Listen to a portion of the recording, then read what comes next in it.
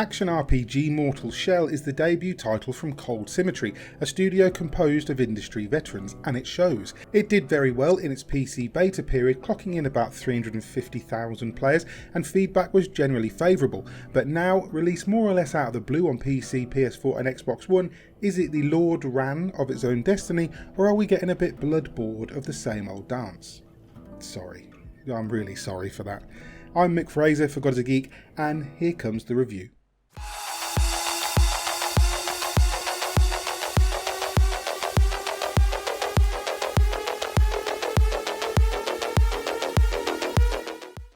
You know, sometimes when I close my eyes, I dream of a far future world where we've cured all disease, eradicated war, defeated Jedward once and for all, and all games attempting to be the next Dark Souls actually tell their stories with a little context. Exposition in flavour text is fine if your world tells the rest of the tale, but it's become a staple of the Souls-like subgenre to drop the player into a ready-made world and not tell them what the hell is going on or why. Because for some reason people think that's what From Software do, only it's not. From games have a ton of story, you just have to work a little bit for it. Mortal Shell, on the other hand, I'm not so sure of. Even over a third of the way through my second playthrough, I don't know what my avatar is, why it's in this grim world, or why I'm doing the things I'm told to do. Having experienced a similar feeling recently with Hellpoint, I'm just a little bit fatigued from reading item descriptions and listening to NPCs spout cryptic gothicisms, hoping it'll be explained in a wiki later. I shall name you Foundling, and you may call me Sister Janessa. You're uninitiated in the Rafiat's mysteries, I see. In Mortal Shell you are a foundling, or at least that's what Sister Janessa, the game's version of a firekeeper, calls you. You're a kind of semi-tangible spirit able to possess and bond with the corpses of fallen warriors, the titular shells. Once inhabiting one, you can recall their memories to unlock permanent buffs and abilities in a progression system that completely replaces the concept of numeric stat increases. It's actually quite refreshing to not be choosing between strength and vitality every time you make it to a safe space, and means that each of the 4 shells remains unique. There's Haros, the starting option, with an even balance of health, stamina and resolve, which is the resource used to parry and activate weapon abilities. Teal is a sneaky thief who apparently wasn't sneaky enough in life, but who has a huge stamina bar for dodging and striking, but is dead in a few hits. Solomon was my favourite for a while, again quite balanced but tougher and a little bit slower than Harris. And finally there's a Red Room, a tank of a shell with a huge health bar but stamina that will drain very fast. Each has its own set of skills and buffs to unlock, such as the ability to repair the connection to a Red Room shell after killing enough enemies. And this connection is important as it essentially functions like an extra life. Each shell is imbued with the Foundling's mysterious power and can harden to solid stone at will. Well, it's on a cooldown, but it's fairly generous. Hardening reflects damage and can add the weight of crushing stone to a sword swing, but it also freezes a shell in place when all its health is gone, ejecting the Foundling out into the world. One hit at this point will send you back to Sister Janessa unless you can get back into your shell, which will refund your health and allow you to fight on. If it happens a second time without an active buff like a Red Room's, you'll respawn at the Sister. As in other games of the genre, the main currency will stay with your corpse on death. Known as Tar, it's spent on unlocking memories and purchasing items from the only merchant in the game, Vas. Don't forget to pet his cat. It works alongside glimpses, which are bonded to the shell that finds them and which don't get wiped at death. At first, glimpses are spent on memories too, until you've unlocked them all, at which point they can be used to purchase rare items from Sister Janessa herself. The onus is on exploration in Mortal Shell. You begin in the forest outside the settlement of Fulgrim and must then venture into 3 temples to retrieve the sacred glands for the old prisoner. And if that sounds like gobbledygook, that's because it is. Mortal Shell fails to provide proper backstory or context unless you want to piece it all together from inscriptions and flavour text. And it's incredibly frustrating. It's also quite short for the genre, taking me a little bit over 12 hours to finish the game. What at first seems sprawling is actually quite linear in many ways, each temple offering a chance to explore and find rare items, funneling you to a boss fight with the defender of the gland for that temple. Here's where I think many fans of the genre will lose a little interest, because each of these boss fights, even the final boss, is quite easy. You're just so hard to kill, especially as a Red Room, and enemies follow very distinct, heavily signposted patterns. The method for bosses is the same as every other enemy. Hang back, wait until they strike, dodge your parry and punish. Add to this that one of your parry abilities refunds health and can be upgraded, and most of the initial trepidation goes away.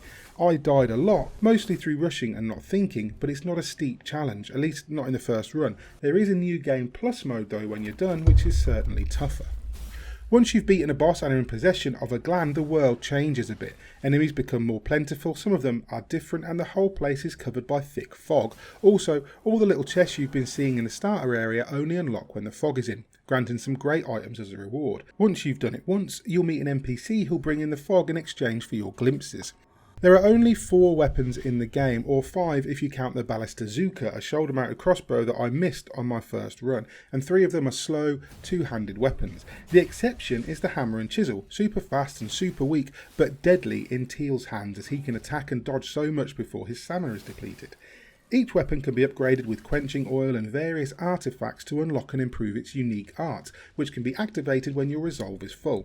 These weapons can only be unlocked by defeating Hadern, a mysterious combatant who bequeaths you the weapon on defeat. Interestingly, you'll have to use everything once to learn what it does, and as your familiarity grows, so will the item's effects. Things like roasted rat and boiled frog replenish health and stamina respectively, yummy, but a variety of tokens and marks that add abilities to your hardening or your parry, or even restore your bond to your shell when you've been knocked out of it, and the game is pretty generous with all of these too. It would be unfair to mark Cold Symmetry down too harshly for anything they've done, but something about Mortal Shell feels a little bit undercooked. With only 4 shells, 4 weapons, 4 main bosses and 4 main areas, it feels almost like half a game, not helped by the fact that it's bookended by nothing.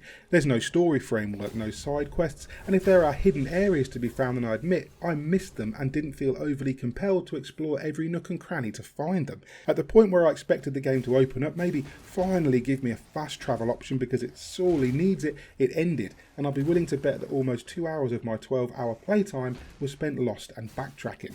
But what's here is of pretty high quality. Combat feels good, the weight of each swing is measured and tangible, although on occasion an enemy will attack straight through your swing or combo. Doesn't feel deliberate either, as it's only some attacks and is annoying each time.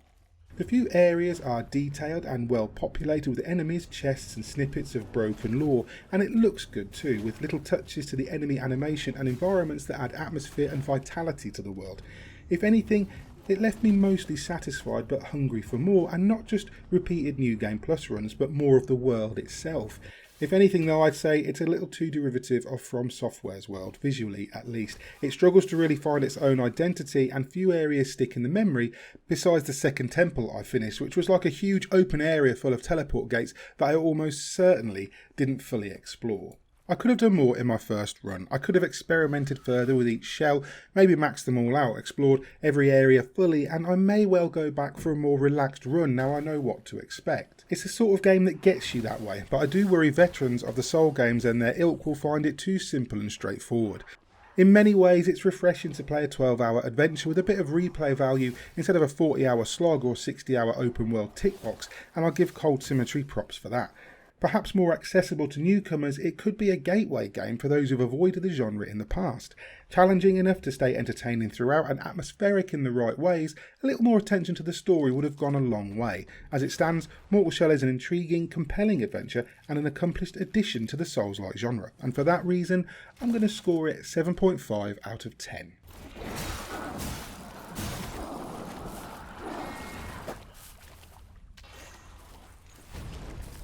I hope you enjoyed our review of Mortal Shell from Cold Symmetry and PlayStack. It's available now on PC, PS4 and Xbox One for a little under full price. Will you be picking it up? If so, let us know how you get on. If you enjoyed the video, hit the like and subscribe button, maybe tag the bell icon too so you never miss a thing from us. We also have a Patreon if you want to support us that way. We really do appreciate it. I've been Mick Fraser for God is a Geek, and you guys have been lovely. Bye.